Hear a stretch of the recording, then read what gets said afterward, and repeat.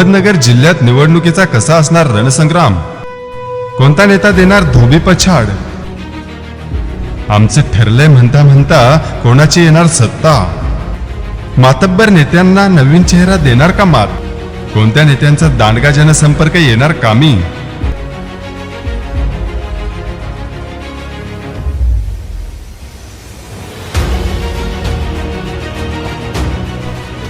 कोणत्या नेत्यांनी केली आहे जय्यत तयारी आणि कोण करणार बंडखोरी?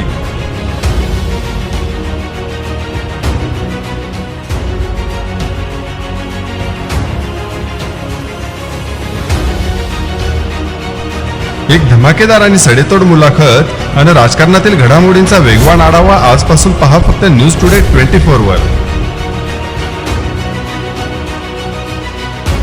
निलेश लंके यांना महाविकास आघाडीच्या वतीने पूर्ण समर्थन आहे.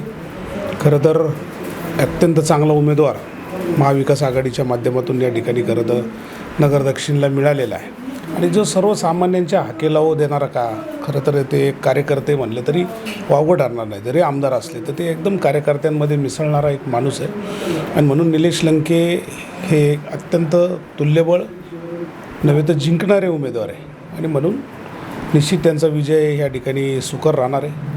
आम्ही काल देखील बैठक घेतलेली आहे आणि शहर शिवसेना याच्यामध्ये लिडिंग रोलमध्ये राहणार आहे.